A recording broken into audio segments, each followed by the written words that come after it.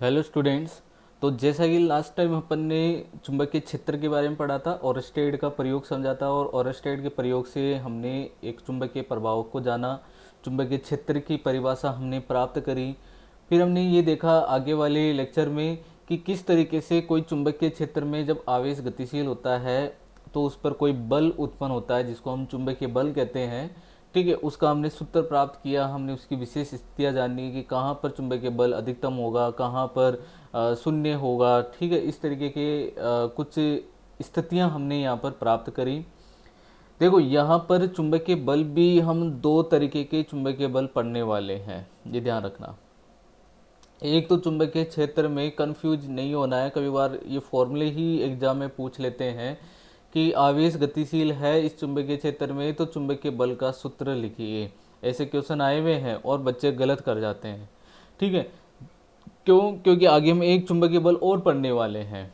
ठीक है, यहाँ पर दो स्थितियाँ होती है चुंबकीय बल के लिए।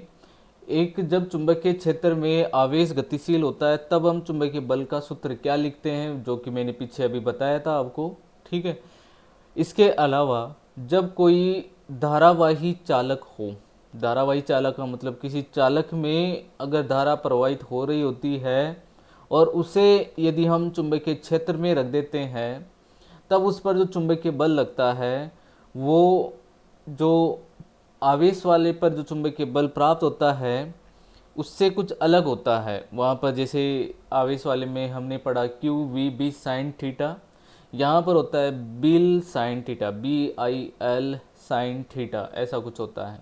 इसलिए बच्चे क्या हो जाते हैं, कन्फ्यूज हो जाते हैं। उस वाले बल की जगह ये वाला सूत्र लिख देते हैं या इस वाले की जगह ये वाला लिख देते हैं।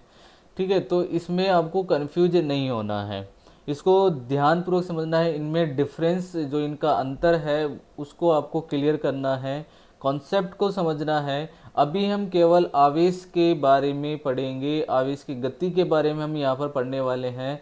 देखो, हमने लास्ट टाइम जो चुंबकीय बल प्राप्त किया था वो ये था F equal to Q V B sine theta. यहाँ तक कोई भी प्रॉब्लम नहीं होनी चाहिए। अब यहाँ पर सिचुएशन क्या बनती है, देखो नेक्स्ट टॉपिक हम पढ़ने वाले हैं आज, लॉरेंज बल। इसकी परिभाषा बोर्ड एग्जाम में बहुत बार पूछी हुई है, इसलिए ये बहुत ही इम्पोर्टेंट है। ठीक है, इसकी परिभाषा देखो, इसकी परिभाषा जो है बोर्ड एग्जाम में बहुत बार पूछी जा चुकी है। लॉरेंज बल किसे कहते हैं, सबसे इम्पोर्टेंट डेफिनेशन होती है ये।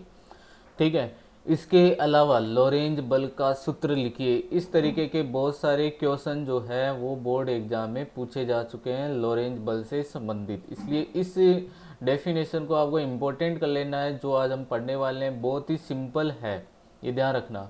अभी हमने ये देखा अभी तक कि अगर कोई चुंबकीय क्षेत्र में अगर कोई आवेश गतिशील होता है तो उस पर हमने चुंबकीय बल प्राप्त किया Q V B sine theta. Lorentz बल क्या होता है, देखो लॉरेंज बल क्या होता है, ये भी एक चुंबकीय बल ही है, लेकिन यहाँ पर एक क्षेत्र नहीं, यहाँ पर दो क्षेत्र उपस्थित रहते हैं। चुंबकीय क्षेत्र भी रहेगा और विद्युत क्षेत्र भी रहता है।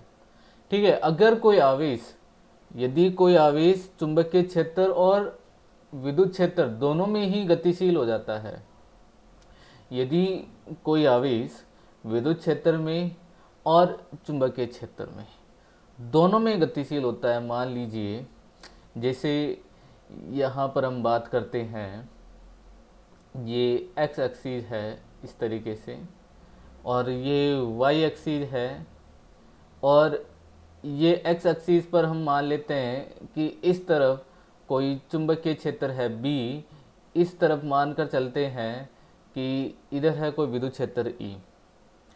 और अगर कोई आवेश इस तरीके से जेड एक्सिस में गतिशील है, ये क्यू आवेश वी वेग से गतिशील है, ये वाली एक सिचुएशन है।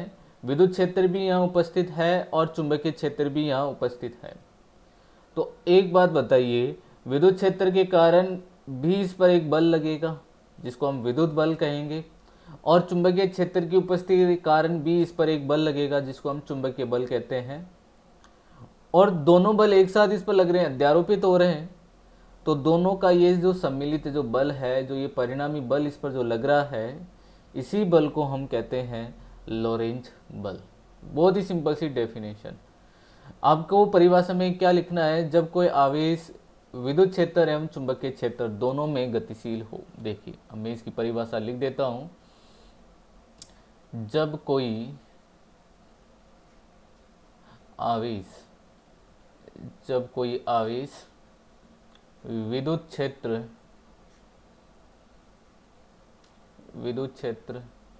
एवं चुंबकीय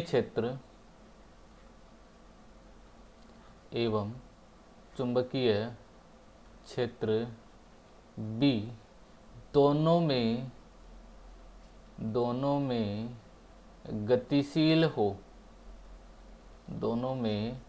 गतिशील हो तो दोनों क्षेत्र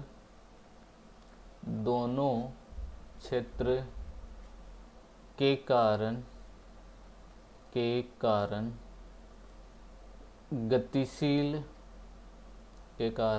गतिशील आवेश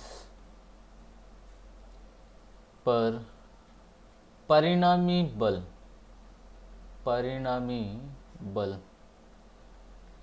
लोरेंज बल कहलाता है। परिणामी बल लोरेंज बल कहलाता है। ये बात क्लियर हो गई होगी आपको, इसकी परिभाषा समझ में आ गई। क्लियर, ठीक है। अब इसका हमें सूत्र लिखना है, तो ये भी बहुत सिंपल सी बात है। देखिए इसका सूत्र भी बहुत ही साधारण सा सूत्र होगा।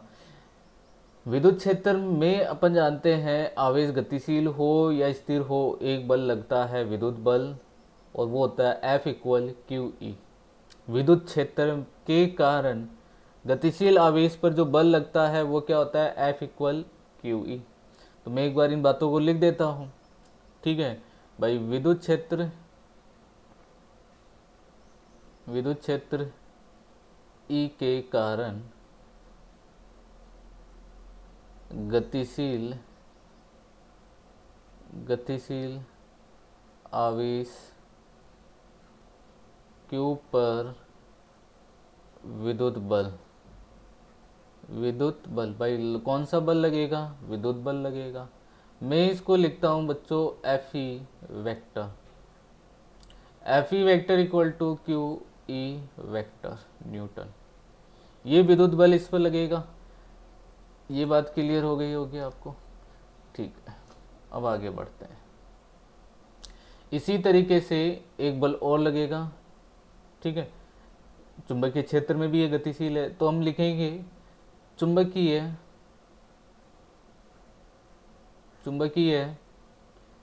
क्षेत्र के कारण गतिशील आवेश Q पर आरोपित बल, या Q पर आरोपित चुंबकीय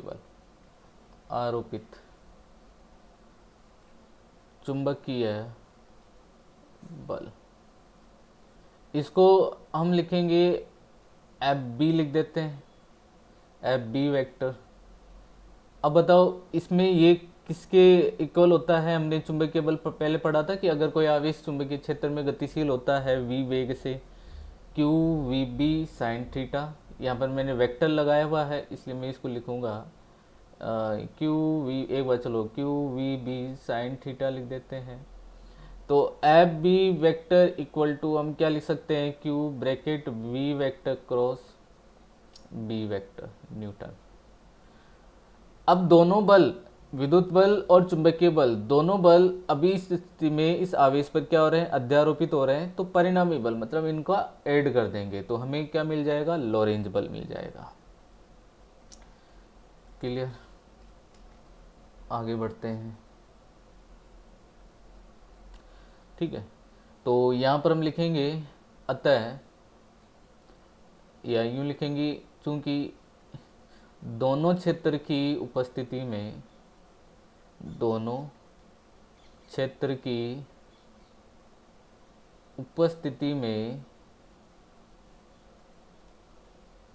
दोनों बल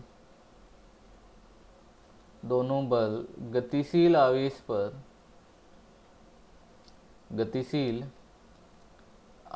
पर अध्यारोपित होते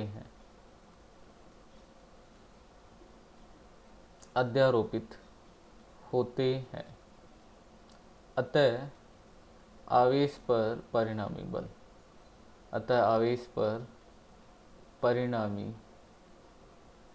बल, इस परिणामी बल को हम क्या कहते हैं? लोरेंज बल। ये F इक्वल टू क्या होगा? एफ ई वेक्टर, ये F वेक्टर लिखेंगे, F E vector plus F B vector. So F vector equal to क्या है? Q E vector. और एफ बी वेक्टर क्या है? Q V vector cross B vector. ये बात भी क्लियर हो गई बच्चों आपको? ठीक है, अब हम लिख सकते हैं सरलता से इस चुंबकीय बल को, इस लॉरेंज बल को। अतः F vector equal to Q common ले लेंगे, E vector plus V vector cross B vector. ये जो हमें प्राप्त हुआ ये लॉरेंज बल की समीकरण कहलाती है। इसको हम क्या कहते हैं? न्यूटन। इसी को हम क्या कहेंगे? लॉरेंज बल की समीकरण, है ना? ऐसा पूछ ले बच्चों तो लिखना होगा, लॉरेंज बल की समीकरण कहलाती है ये ध्यान रखने वाली बात है। ठीक है, इसी को हम क्या कहते हैं? लॉरेंज बल की समीकरण। यहाँ तक कोई दिक्कत नहीं होनी चाहिए। इतना सा एक सिंपल सा एक टॉपिक है, लॉरेंज बल क्या होता है, ये आपसे एग्जाम में पूछा जाता है। लॉरेंज बल किसे कहते हैं, इसकी समीकरण लिखिए, लॉरेंज बल की समीकरण लिखिए। ये यहाँ पर आपसे पूछ ली जाती है तो आप सरलता से बच्चों ये लिख सकते हो, है ना? कोई प्रॉब्लम नहीं होनी चाहिए। अब देखिए बच्चों, इसमें भी विशेष स्थितियाँ आप ले सकते हो।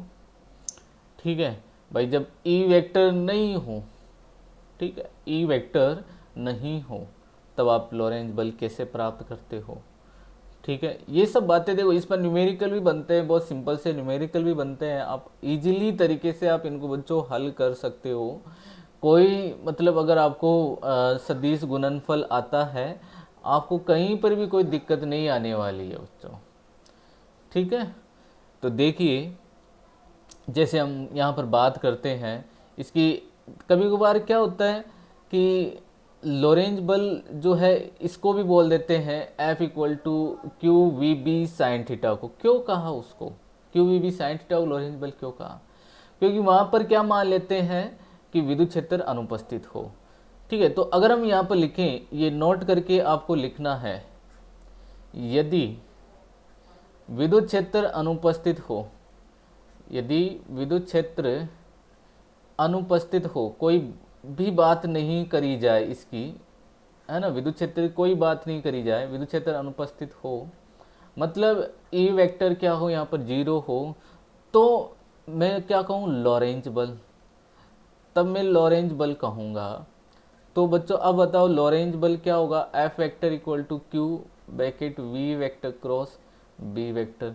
मतलब ये चीज़ जो हमने पहले प्राप्त करी थी, चुंबकीय बल जो हमने प्राप्त किया था पहले भी, उसी को हम यहाँ पर क्या कह रहे हैं? लॉरेंज बल कह रहे हैं। यहाँ पर विद्युत क्षेत्र अनुपस्थित है, ठीक है, मतलब उपस्थित नहीं है। आपको अगर कोई भी न्यूमेरिकल में विद्युत क्षेत्र की बात नहीं की जाए और कहा जाए लॉरेंज बल ज्ञात कीजिए, तो आप यही सूत्र लगाइए, कोई दिक्कत नहीं होगी। अब इस पर क्या न्यूमेरिकल बनते हैं, इसमें बहुत सारी स्थितियां भी बनते हैं। वेग वर्णनकर्ता का टॉपिक भी यहाँ पर एक बनता है, जो मैं आपको आवेश की गति वाले टॉपिक में इसको सोल्व करवाऊंगा। मैं इसका एक एग्जाम्पल ले लेता हूँ न्यूमेरिकल, फिर अपन आगे बढ़ेंगे एक बहुत ही इम्पोर्टेंट टॉपिक में, जिस पर भी बहुत बार जो है बोर्ड एग्जाम में क्वेश्चन पूछा जाता है।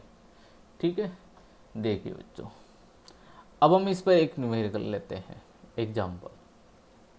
सिंपल सा एग्जाम्पल लूँगा जो आप कर दोगे। मान लीजिए अपने पास में एक इलेक्ट्रॉन है, आपको कहा जाता है कोई इलेक्ट्रॉन और प्रोटॉन, ये दो कण हैं। ठीक है, इलेक्ट्रॉन और प्रोटॉन, ये दो कण एक विद्युत क्षेत्र ई वेक्टर जिसका मान आपको दिया हुआ है 4 न्यूटन पर कूलॉम आई क्यूब। ये आपको क्या दे दिया, एक विद्युत क्षेत्र दे दिया। ठीक है, एक चुंबकीय क्षेत्र दिया आपको।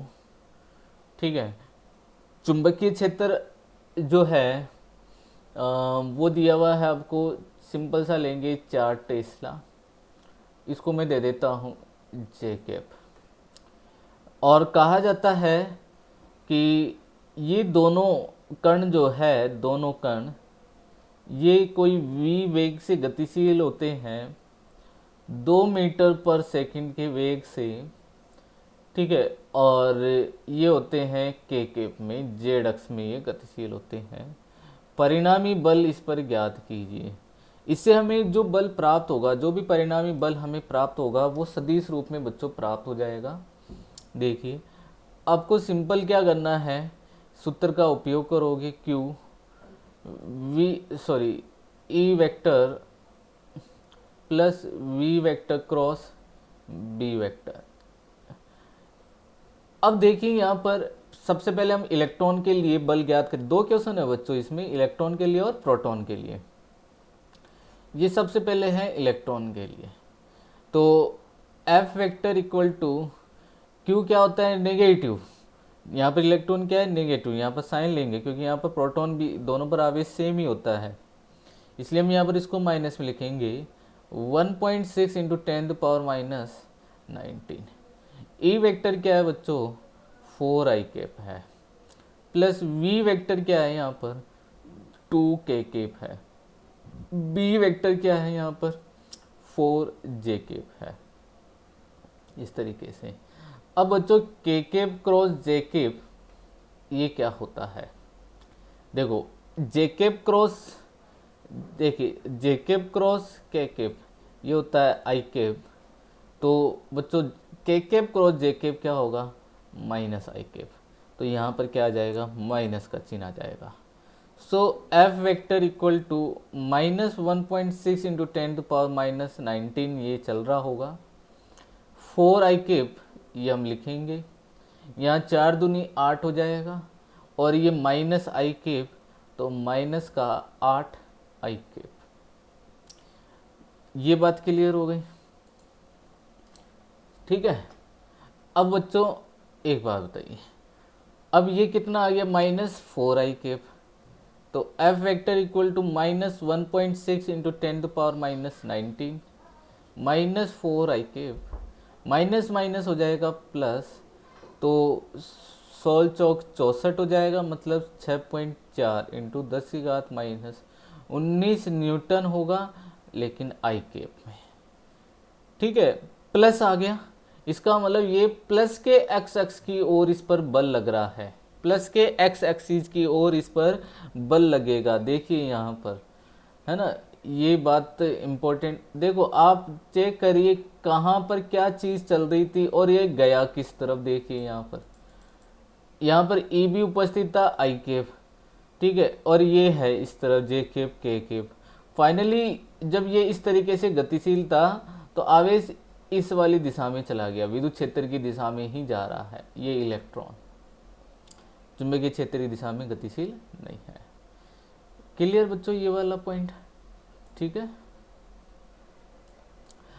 अब ऐसे ही अगर आपको सेकंड वाले में प्रोटॉन के लिए अगर आपको बल निकालना होता, प्रोटॉन के लिए, तो बच्चों ये एफ वेक्टर यहाँ पर क्या हो जाता, ये वाला प्लस होता और ये माइनस का होता, और बस इतना ही चेंज होता। तो ये माइनस में आ जाता, -6.4 इंटू 10⁻⁻19 न्यूटन आई कैप। या आपको लिखना होता F vector equal to 6.4 into 10⁻⁻19 bracket minus I cap newton. मतलब इस पर प्रोटॉन पर जो बल लगता वो माइनस एक्स दिशा में लगता, माइनस एक्स एक्सिस के अलोंग लगता इस पर। ये लॉरेंज बल होता है। इसमें खेल किसका है, इस तरीके के न्यूमेरिकल को सोल्व करने का, सदिश गुणनफल का। सदिश गुणनफल आपको आना चाहिए अच्छे से। ठीक है, 11th क्लास में अच्छे से आपको सदिश गुणनफल, अदिश गुणनफल ये सब आपको समझाए हुए हैं। ठीक है, इनमें कोई दिक्कत नहीं होनी चाहिए, ये इनके कुछ नियम जो है वो आपको मालूम होने चाहिए। ठीक है, तो ये था बच्चों लॉरेंज पल। इसके बारे में मैं आपको और अच्छे से डिटेल से समझा दूंगा जब अपन आवेश की गति के बारे में पढ़ने वाले होंगे। अब आज हम नया टॉपिक स्टार्ट करेंगे, बहुत इंपॉर्टेंट टॉपिक होगा, और वो है बायो-सावर्ट लॉ। आज का अपना नेक्स्ट टॉपिक जो है बच्चों वो होगा बायो-सावर्ट लॉ।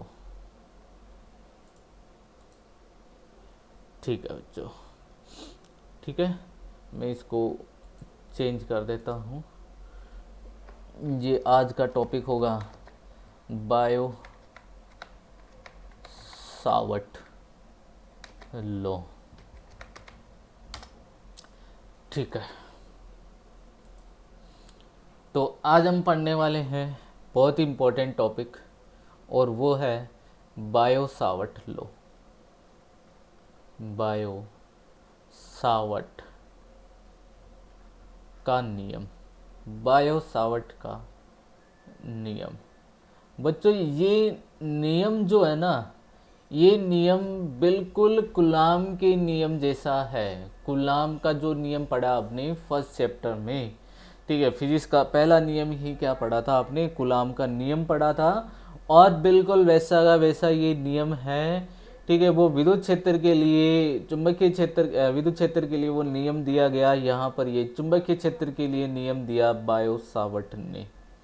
बायो और सावर्ट ये दो अलग अलग वैज्ञानिक हैं, दोनों ने एक धारावाही अल्पांश, एक धारावाही अवयव, ठीक है, उसके कारण उत्पन्न होने वाले चुंबकीय क्षेत्र और इस धारावाही अवयव के मध्य एक संबंध दिया। ठीक है, वो संबंध क्या था उसको आपको ध्यानपूर्वक समझना है, बायो-सावर्ट के नियम को ध्यानपूर्वक समझना है। हम इसको किस तरीके से उपयोग में लेंगे उस चीज़ को आपको समझना है ना। थोड़ा सा ये डिफरेंट लगेगा, ठीक है, क्योंकि वहाँ पर आवेश होता है, आवेश के कारण विद्युत क्षेत्र उत्पन्न होता है।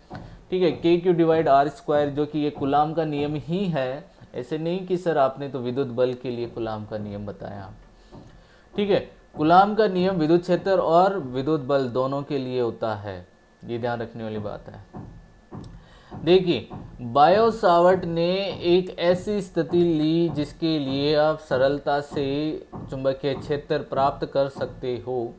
ठीक है, अगर अपने पास में कोई भी अपरिमित तरीके की कोई आकृति है, कोई बंद लूप है, ठीक है, धारावाही बंद लूप है, धारावाही चालक है, इनके कारण अगर आपको चुंबकीय क्षेत्र प्राप्त करना हो तो हम सरलता से ये चुंबकीय क्षेत्र प्राप्त कर सकते हैं, कोई इसमें दिक्कत नहीं आने वाली है। इससे एक क्वेश्चन, बड़ा क्वेश्चन पूछा जाएगा, बहुत ही इम्पोर्टेंट टॉपिक है बच्चों ये, इसको इम्पोर्टेंट कर लेना, वेरी वेरी इम्पोर्टेंट फॉर आपके बोर्ड एग्जाम के लिए। बायो-सावर्ट का नियम, ये नियम पूछते हैं और इसका एक अनुप्रयोग यहाँ से पूछा जाता है, एक बड़ा क्वेश्चन यहाँ से पूछा जाता है, या फिर एक छोटा क्वेश्चन यहाँ से ज़रूर पूछा जाता है बायो-सावर्ट के नियम से रिलेटेड। पहले एक बार हम बायो-सावर्ट का नियम समझेंगे, किस तरीके से हम इसका उपयोग कर सकते हैं, ये सब बातें हम समझने वाले हैं। पहले तो ये देखिए बायो-सावर्ट ने ये नियम क्यों दिया। ये नियम इसलिए दिया है, देखो अब हम चुंबकीय बल पढ़ रहे हैं, चुंबकीय बल में एक बात बताओ आपको किसकी आवश्यकता हो रही है। जैसे मान लो मैं कहूँ एक इलेक्ट्रॉन है और वो चुंबकीय क्षेत्र में गतिशील है इस वेग v से। चलो इलेक्ट्रॉन की बात आ गई, इस पर तो आवेश हम जानते हैं, वेग भी चलो आपको दे दिया जाए और कहा जाए कि भाई ये चालक तार है और इसमें ये आवेश जो है इलेक्ट्रॉन, ये इलेक्ट्रॉन v वेग से गतिशील है, ये इधर गया या इधर जाएगा। ठीक है, ये सब बातें अब हम जानने वाले हैं यहाँ पर। ठीक है, लेकिन इसकी गति यहाँ पर क्या होगी, इस पर कितना चुंबकीय बल लग रहा है, चुंबकीय बल किसके कारण लगा, चुंबकीय क्षेत्र के कारण। अब ये चुंबकीय क्षेत्र यहाँ पर कितना होगा, अब बात आती है यहाँ पर चुंबकीय क्षेत्र कितना होगा। चलिए मान लीजिए ये नहीं कहकर आपको कहा जाए भाई ये इस तरीके का एक वर्तीय लूप है, यहाँ पर ये आवेश गतिशील है या यहाँ पर गतिशील है, तब कितना बल लग रहा होगा। तो इन सब के लिए आपको क्या मालूम होना चाहिए, चुंबकीय क्षेत्र के बारे में मालूम होना चाहिए। और ये चुंबकीय क्षेत्र आप कैसे ज्ञात करोगे वो सब हम यहाँ पर अब समझेंगे, बहुत ही सरल तरीके से यहाँ पर हम समझेंगे। हालांकि ये इतना सरल भी नहीं है, जैसे एक तो होता है गॉस का नियम, एक होता है कूलाम का नियम। हमने फर्स्ट चैप्टर और फर्स्ट चैप्टर में हमने कूलाम के नियम से विद्युत क्षेत्र और विद्युत बल ज्ञात करना सीखा। फिर हमने सेकंड चैप्टर में गए, वहाँ पर गॉस के नियम से विद्युत क्षेत्र और विद्युत बल ज्ञात करना सीखा। गॉस का नियम ज़्यादा इजी हो जाता है वहाँ पर, है ना, विद्युत क्षेत्र वगैरह प्राप्त करने के लिए। तो ये आपको ध्यान रखना है। जैसे बायो सावर्ट का नियम है वो कूलाम के नियम के ही सदृश है, इसमें अपन को समानता है, समानता भी आगे पढ़ेंगे। बिल्कुल ऐसे ही यहाँ पर बायो, जैसे हमने फिर गॉस का नियम पढ़ा, बिल्कुल यहाँ पर एक और नियम आएगा एम्पियर परिपथ का नियम, वो भी बहुत इससे भी ज़्यादा इम्पोर्टेंट होता है। जैसे गॉस का नियम बहुत इंपॉर्टेंट होता है, वैसे ही एम्पियर परिपथ का नियम यहाँ पर बहुत इंपॉर्टेंट होगा। ठीक है, तो यहाँ पर अपन बायो सावर्ट का नियम समझने वाले हैं।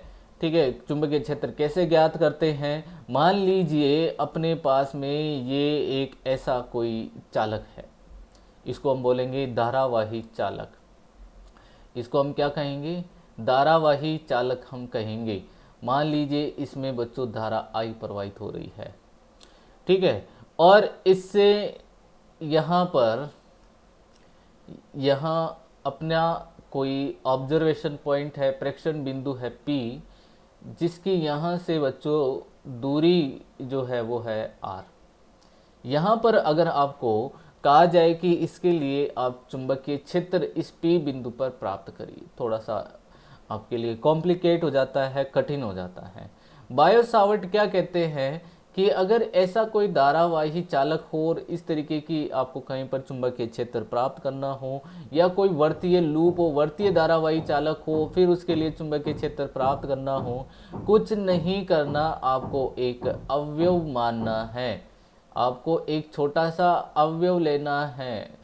देखो बच्चों ये बिल्कुल वैसा ही है जैसे अपन ने विद्युत क्षेत्र प्राप्त किया था। अगर आपको क्लास वाला कुछ याद हो तो मैंने बताया था एक संतत आवेश वितरण होता है और उसके लिए आप किस तरीके से विद्युत क्षेत्र प्राप्त करते हैं, अवयव मानकर चलते हैं। बिल्कुल यहाँ पर आपको क्या करना होगा बच्चों, एक अवयव मानना होगा। इसको हम लिखते हैं आइडियल। मैं थोड़ा सा इसको स्पष्ट कर देता हूँ ताकि आपको हर एक चीज़ क्लियरली यहाँ पर दिखाई दे। देखिए बच्चों, बायो सावर्ट के नियम को आराम से समझना है। ठीक है, धारा प्रवाहित हो रही थी, लेकिन अब यहाँ पर इसके लिए अगर आपको कोई चुंबकीय क्षेत्र प्राप्त करना है तो हमें एक धारावाही अवयव लेना होगा। इसको बोलते हैं आइडियल। ये एक सदिश होता है। देखो बच्चों, ये डीएल जो है ना, एक इस धारा का विस्थापन दर्शा रहा होता है। देखो यहाँ से यहाँ तक कोई धारा प्रवाहित होगी, यहाँ से यहाँ तक अगर कोई धारा प्रवाहित होगी तो वो अपनी स्थिति को परिवर्तित कर रही है। ये इसकी प्रारंभिक स्थिति, ये इसकी अंतिम स्थिति, तो ये इसका सदिश विस्थापन होगा। तो यहाँ पर आपको क्या लिखना चाहिए, इसको आइडियल वेक्टर। ये एक सदिश अवयव होता है, धारावाही अवयव कहा जाता है, इसको कहा जाता है धारावाही अवयव। ठीक है, ये एक सदिश होता है। अब बताओ, आवेश के कारण जो विद्युत क्षेत्र उत्पन्न होता है, अब आवेश क्या होता है, अदिश होता है, और यहाँ पर धारावाही अवयव कैसा है, सदिश। ये एक तो आपको अंतर यहाँ पर ही मालूम हो गया होगा। अंतर पूछते हैं कभी कभार, ठीक है। ये अपनी स्थिति सदिश हो जाएगी यहाँ पर बच्चों आर वेक्टर पी बिंदु पर। अब इस धारावाही अवयव एक सदिश राशि है, इसकी दिशा इधर है क्योंकि धारा इधर ऐसे प्रवाहित हो रही है, ऐसे धारा प्रवाहित हो रही है, और इनके मध्य एक कोण बनता है थीटा। एक कोण क्या लेंगे, थीटा लेंगे इन दोनों के मध्य, आइडियल के मध्य और इस आर वेक्टर के मध्य। हमेशा कोण दो सदिश के मध्य ही बनता है। यहाँ सदिश कौन कौन है, धारावाही अवयव आइडियल वेक्टर और स्थिति सदिश आर वेक्टर, ये दोनों सदिश है और दोनों के मध्य कोण बन रहा है थीटा। इस धारावाही अवयव के कारण यहाँ पर चुंबकीय क्षेत्र उत्पन्न होगा, मान लो डीबी वेक्टर। क्या उत्पन्न होगा, डीबी वेक्टर।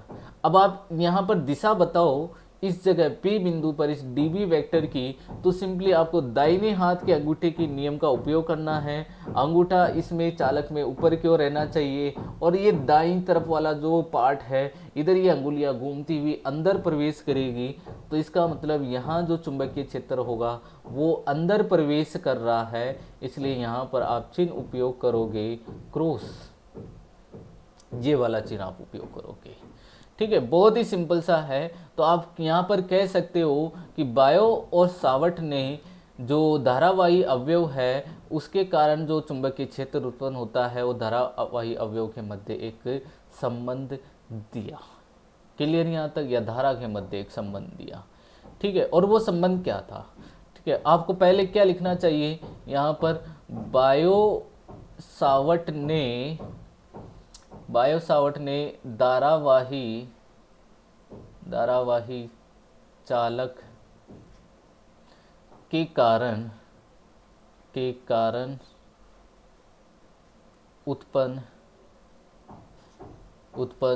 चुंबकीय क्षेत्र एवं धारा के मध्य एक संबंध दिया। धारा के मध्य संबंध दिया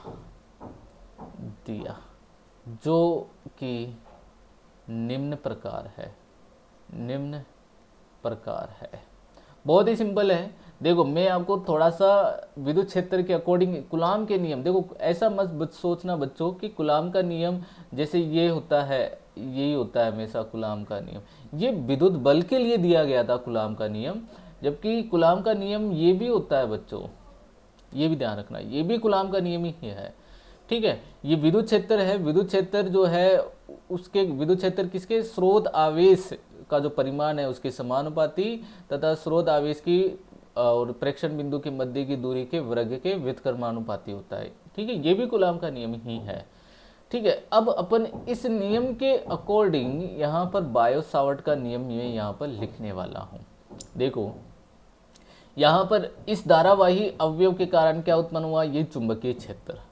ये चुंबकीय क्षेत्र आप इस आईडीएल को क्या मान लो, क्यू मान लो, और डीबी को क्या मान लो, ई मान लो। ठीक है, तो बताओ डीबी इस आईडीएल के क्या हो जाएगा, समानुपाती हो जाएगा। सिंपल सा। तो ये क्या होगा, आपको लिखना चाहिए कि धारावाही अवयव के कारण उत्पन्न चुंबकीय क्षेत्र डीबी वेक्टर, धारावाही, थोड़ा सही लिख लेना बच्चों इसको, मैं यहाँ पर चलो मैं लिख देता हूँ इसको वापस से एक बार इरेज करके। चलिए यहाँ लिखना होगा धारावाही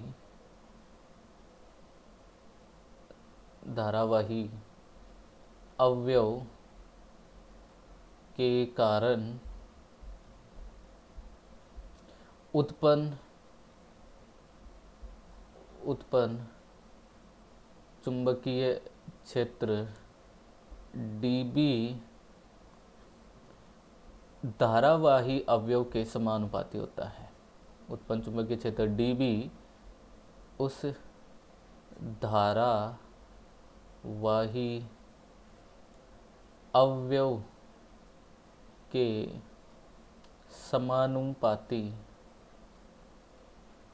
समानुपाती होता है। मतलब dB जो है वो समानुपाती किसके हुआ बच्चों, आइडियल। अभी मैं इसको बिना सदिश रूप में लिखूंगा क्योंकि आपके बोर्ड एग्जाम में सदिश रूप पूछा जाता है, तो मैं उस चीज़ को समझाना चाहूँगा। ये इतना हो गया क्लियर। अब इसमें ये क्या है, दूरी के वर्ग के व्युत्क्रमानुपाती है।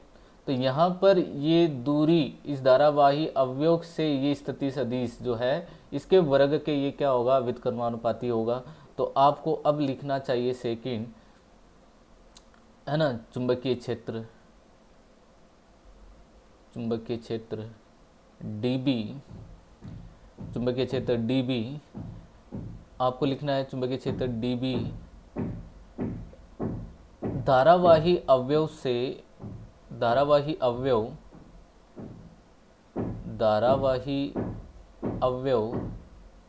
क्योंकि एक धारावाही अवयव है, इस धारावाही अवयव तथा प्रेक्षण बिंदु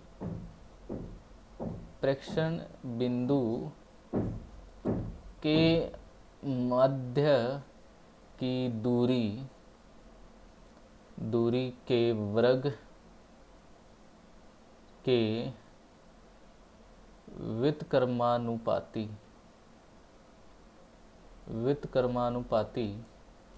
होता है। मतलब dB जो है ये व्युत्क्रमानुपाती हो गया r स्क्वायर के। अब यहाँ पर बच्चों बहुत इंपॉर्टेंट बात है, देखो इसमें कहीं पर भी थीटा नहीं आता है, लेकिन बच्चों इसमें थीटा प्राप्त होगा। ये थीटा पर डिपेंड करता है ये चुंबकीय क्षेत्र। ये थीटा किनके मध्य बन रहा है? ये थीटा बन रहा है इस आइडियल और इस आर वेक्टर, इस आर वेक्टर को हम कहेंगे स्थिति सदिश। तो आप बोलोगे तथा ये चुंबकीय क्षेत्र धारावाही अवयव तथा स्थिति सदिश के मध्य बनने वाले कोण की ज्या के समानुपाती होता है। तो ये तीसरा पॉइंट होगा अपना यहाँ पर, ठीक है। तीसरा पॉइंट आपको लिखना होगा, अच्छे से लिखवा रहा हूँ मैं आपको बायो सावर्ट के नियम को। यह चुंबकीय क्षेत्र dB धारावाही अवयव की दिशा तथा स्थिति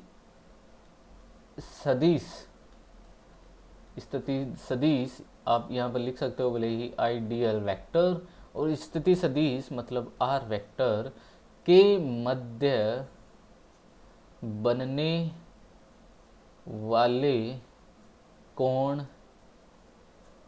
की ज्या कोज्या स्पर्ज्या, ज्या का मतलब होता है क्या? साइन थीटा, ठीक है। कोज्या का मतलब होता है कॉस थीटा। ज्या साइन थीटा के समानुपाती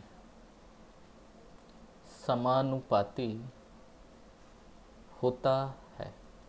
मतलब dB समानुपाती किसके होगा बच्चों? साइन थीटा के। ये नियम दिया बायो सावर्ट ने। अब हम इन तीनों को सम्मिलित रूप से लिख सकते हैं। अतः dB समानुपाती आइडियल था, इसके साइन थीटा के समानुपाती था, अपॉन में क्या था बच्चों? R square. क्लियर? ये बात क्लियर हो गई होगी। आपको असमानताएं भी नजर आ रही होगी अब कूलॉम के नियम में और इसमें, ठीक है। अब बच्चों क्या करना है? समानुपाती चिन्ह को हटाते हैं, एक नियतांक मिलेगा वही बिल्कुल k, जैसे वहां पर लेते हैं हम ideal sine theta upon R square. यहाँ पर k एक नियतांक है और इसका भी एक मान होता है, जैसे वहाँ मान होता है ना 1/4πε0, यहाँ मान होता है μ0/4π होता है। μ0/4π इसका बच्चों मान होता है। म्यू नॉट की अगर हम बात करते हैं, ठीक है, इस म्यू नॉट को कहा जाता है निर्वात की चुंबकशीलता या पारगम्यता, चुंबकीय पारगम्यता। जैसे हम पढ़ते हैं क्या? निर्वात की विद्युतशीलता, ठीक है, बिल्कुल वैसे ही यहाँ पर इसको हम क्या बोलते हैं? निर्वात की चुंबकशीलता। म्यू नॉट को यहाँ पर कहा जाता है निर्वात की चुंबकशीलता, निर्वात की चुंबकशीलता, या फिर इसको कहा जाता है चुंबकीय पारगम्यता। चुंबकीय पारगम्यता भी इसको कहा जाता है म्यू नॉट को। इसका एक मान होता है 4π × 10⁻⁷। देखो बच्चों इसका मात्रक भी होगा, लेकिन मात्रक आप कैसे निकालोगे? अब यहाँ पर एक प्रॉब्लम है, क्योंकि b का मात्रक निकालना, ठीक है, ये b का चलो मात्रक टेस्ला है यहाँ पर, ठीक है। आप म्यू नॉट का यहाँ से मात्रक लिख सकते हो सरलता से, यहाँ तक कोई दिक्कत नहीं है। चलिए मैं एक बार लिख देता हूँ इस रूप में ही, ठीक है। तो अभी यहाँ पर जैसे आपको केवल k का मात्रक लिखना हो तो k का मात्रक क्या हो जाएगा? यहाँ पर है टेस्ला, ये मीटर स्क्वायर, ऊपर dl तो 1 मीटर गया, तो tesla into metre upon ampere, tesla into metre upon ampere, ये इसका मात्रक हो जाएगा के का। तो म्यू नॉट का मात्रक भी यही रहेगा, tesla into metre upon ampere. इसका एक मात्रक हेनरी के रूप में भी होता है, जो आगे आप आगे वाले चैप्टर में पढ़ोगे, क्योंकि अपन कोई भी मात्रक अपन जानते हैं बिना सूत्र के अपन नहीं प्राप्त कर सकते। मैं केवल इस सूत्र के अकॉर्डिंग मैंने इसका यहाँ पर मात्रक बताया है। आप इसकी वीमा वगैरह ये आपको लिखना चाहिए, लिख सकते हो। बी की आप वीमा यहाँ पर लिख सकते हो, कोई दिक्कत वाली बात नहीं है। ठीक है, चुंबकीय बल वाले सूत्र से आप बी की वीमा लिख सकते हो। अब बच्चों ये जो मान जो है ना, ये वाला मान, ये बच्चों एसआई रूप में है, एसआई में है ये बेटा। सीजीएस जो होता है ना, सीजीएस, इसमें जो ये के जो होता है इसका मान बच्चों 1 होता है। ये ध्यान रखने वाली बात है सीजीएस में। ठीक है, के का मान 1 होता है। ठीक है, यहाँ पर आप देखो एसआई में, अब म्यू नोट का अगर मैं मान रखूँ तो ये हो जाएगा 4 पाई इंटू 10⁻⁷ अपॉन 4 पाई। तो ये 4 पाई से 4 पाई गया तो 10⁻⁷ भी बचता है। बच्चों आप इसको आप चाहो तो डायरेक्टली न्यूमेरिकल के लिए सोल्व कर सकते हो, इसको भी आप उपयोग कर सकते हो। कभी बार हमें 4 पाई की ज़रूरत पड़ जाती है काटने पीटने के लिए। ठीक है, तो इसी रूप में आप चाहो तो इस रूप में लिख सकते हो या इस रूप में आप लिख सकते हो।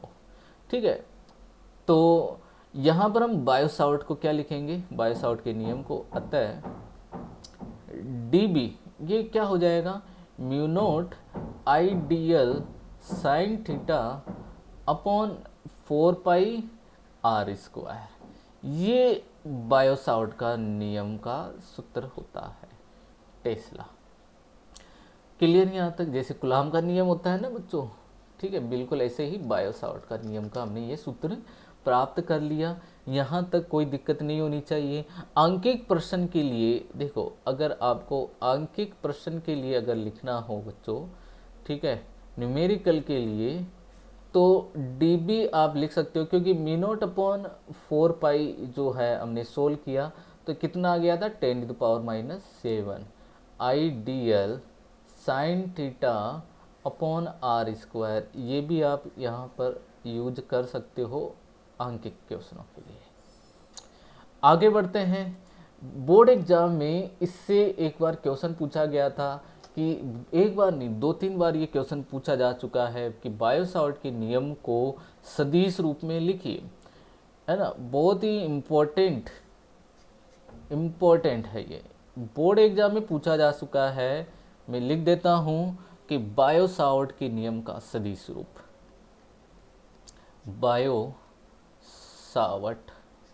के नियम का सदिश रूप, बायोसावर्ट के नियम का सदिश रूप, इस ये जरूर एग्जाम में पूछते हैं। ठीक है, तो बहुत ही सिंपल है। अपन जानते हैं, क्या जानते हैं हम जानते हैं dB इक्वल टू क्या होता है, dB इक्वल टू होता है mu naught I D L sine theta upon 4 pi R square. ये बात क्लियर? अब बच्चों एक बात बताइए, मुझे इसको सदिश रूप में लिखना है। यहाँ तक चलो मैं लिख सकता हूँ सदिश रूप में, तो मैं इस चीज़ को कैसे लिखना चाहूँगा, dB vector equal to mu naught I D L sine theta upon 4 pi R square, और यहाँ मुझे लिखना होगा आर केप।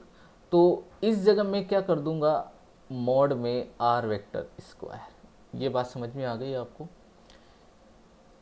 है ना। क्योंकि मॉड में क्यों लिखूंगा, क्योंकि ये तो एक दूरी है, ये कोई सदिश नहीं होती, ये तो एक दूरी होती है। और दूरी का अपन सदिश का मॉड लेते हैं तो वो क्या होता है, अदिश होता है, दूरी अदिश है। इसलिए हमने जैसे कूलॉम के नियम का सदिश रूप में लिखा है, बिल्कुल वैसे ही लिखेंगे। आर केप, आर केप क्या है यहाँ पर, आर केप इक्वल टू ये होता है R vector upon mod R vector. Clear? तो अब आपको समझ में आ रहा होगा, हर एक बात समझ में आ रही होगी, क्लियर हो गई होगी। देखिए यहाँ मैं अब आर केप लिखूंगा। So D B vector equal to mu naught I D L sine theta upon 4 pi mod R vector mod square इधर इनटू में R vector upon mod R vector. अब ये आर वेक्टर है इधर, ये तो हो गया क्यूब। अब ये क्या है, डीएल वेक्टर है। डीएल विस्थापन है, आई अदिश है, ये ध्यान रखना। ये कोण किन के मध्य बन रहा था बताओ। अभी ये कोण थीटा जो था वो किन के मध्य था, डीएल के और आर वेक्टर के मध्य था। देखिए बच्चों, है ना, हर एक कॉन्सेप्ट को अच्छे से क्लियर करना चाहिए। जब अपन पढ़ रहे हैं बायो सावर्ट का नियम, और बायो सावर्ट के नियम में ये जो थीटा कोण बन रहा है ये इस आर वेक्टर के और इस आई डीएल वेक्टर के मध्य बन रहा है। तो आप सरलता से आई डीएल वेक्टर, ठीक है, और ये आर वेक्टर, इनके मध्य आप ये इस तरीके से इसका सदिश रूप जो है वो आप लिख सकते हो। ठीक है, तो हम अब इसको लिख सकते हैं। ये समझ में आ गया ये कोण किनके मध्य बन रहा था। ठीक है, तो अब हम यहाँ पर लिखेंगे, अतः D B vector equal to mu naught I bracket D L vector cross R vector. ठीक है, क्योंकि ये इसके और इसके डी एल के और आर वेक्टर के मध्य बनने वाला कौन है यहाँ पर, अपॉन में 4 पाई, ठीक है, मॉड आर वेक्टर मॉड, और ये क्या हो जाएगा क्यूब। ये बच्चों इसका क्या हमें प्राप्त हो गया, सदिश रूप प्राप्त हो गया।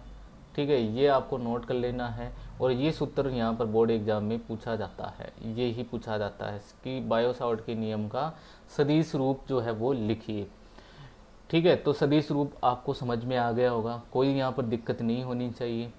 ठीक है, अब हम यहाँ पर इसकी कुछ विशेष स्थितियाँ यहाँ पर जानेंगे। ठीक है, देखिए बच्चों, अब हम लेंगे विशेष स्थितियाँ। विशेष स्थितियाँ,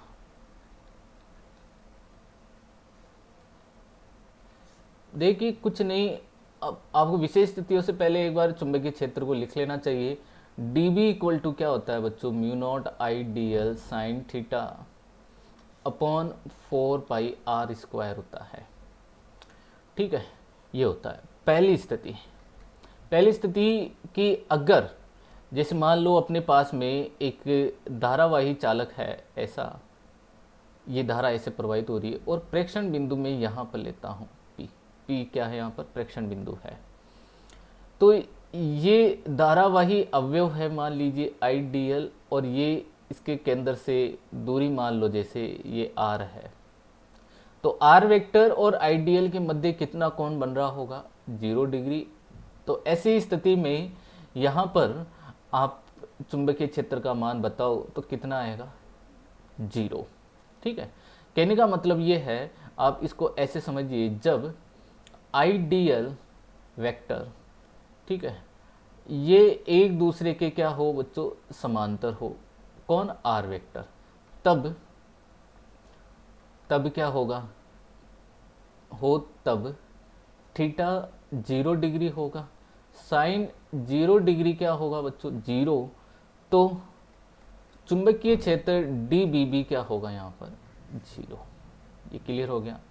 मतलब तार के परिधि पर उसी के अक्ष के अनुदिश, उसके अक्ष पर चुंबकीय क्षेत्र हमेशा क्या रहेगा, 0 रहेगा, बायो सावर्ट के नियम के अनुसार। दूसरी स्थिति हम लेते हैं यहाँ पर।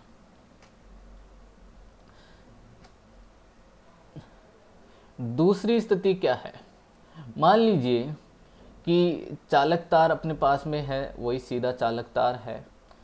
ये मैं धारावाही अवयव ले लेता हूँ, आई डी एल वेक्टर इधर है। मान लो अब की बार अपना प्रेक्षण बिंदु इस तरफ है, ये रहा अपना प्रेक्षण बिंदु, और वो दूरी आर वेक्टर है, इस तरफ है। अब बताओ आर वेक्टर इधर हो गया, आई डी एल इधर हो गया, तो ये प्रति समांतर हो गए एक दूसरे के।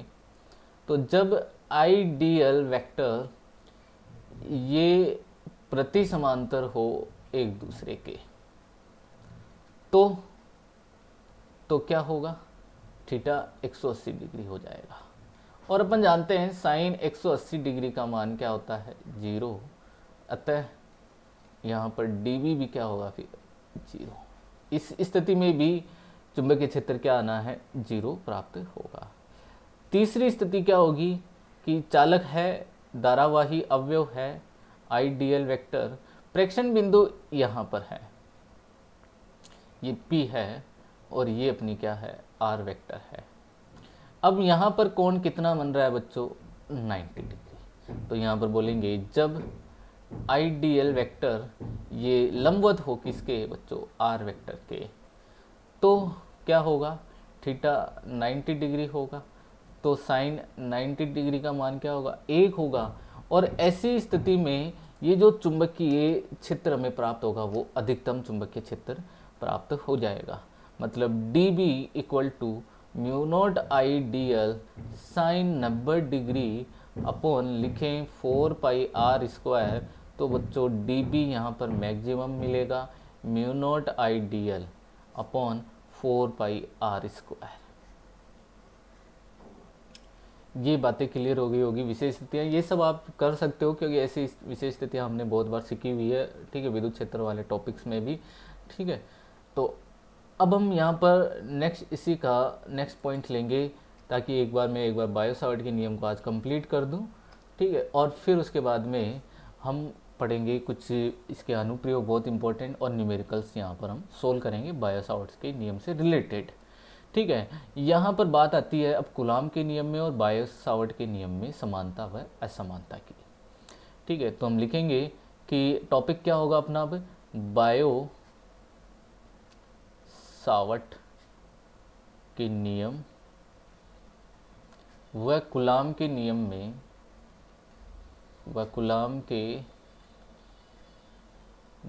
में समानता व असमानताएं। क्लियर है यहाँ तक, ठीक है। कूलाम के नियम में समानता व असमानताएं। पहले अपन बात करते हैं किसकी, समानताओं की। समानताएं, ठीक है। समानताओं में हम पहला पॉइंट लेते हैं। देखो एक बार आप लिख लीजिए दोनों नियम को। ये डी बी इक्वल टू तो है क्या, mu naught I D L sine theta upon 4 pi R square, और यहाँ पर है E equal to Q upon 4 pi epsilon naught R square. देखिए सबसे पहले तो समानता आप देख रहे हो ये आर स्क्वायर वाली, मतलब ये दूरी के व्युत्क्रम वर्ग नियम का पालन करते हैं दोनों ही। तो आपको पहली समानता क्या लिखनी चाहिए कि दोनों नियम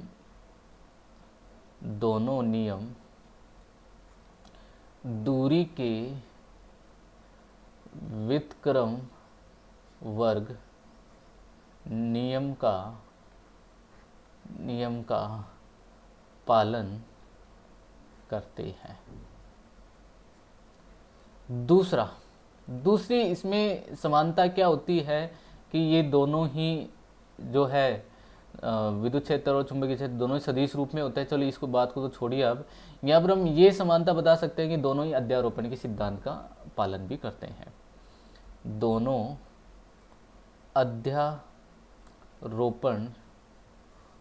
भाई सदिश है तो अध्यारोपण के सिद्धांत का पालन करेंगे, अध्यारोपण के सिद्धांत का पालन करते हैं। ये तो हो गई कि क्या इनमें समानताएं। अब हम यहाँ पर लेते हैं क्या, असमानताओं की बात करते हैं, ठीक है। अब हम यहाँ पर लेंगे क्या, असमानताएं।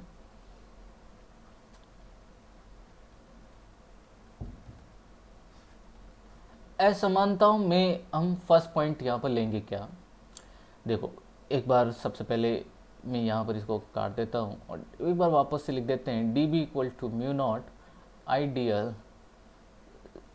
Sign theta upon 4 pi R square, इधर E equal to Q upon 4 pi epsilon naught R square. पहली समानता क्या है इनमें, सॉरी असमानता है।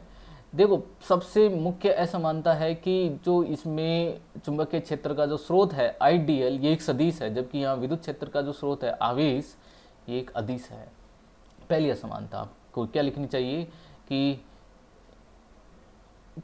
चुंबकीय, या ऐसे लिखेंगे बायो सावर्ट के नियम में एक बार मैं इसको इरेज कर देता हूँ।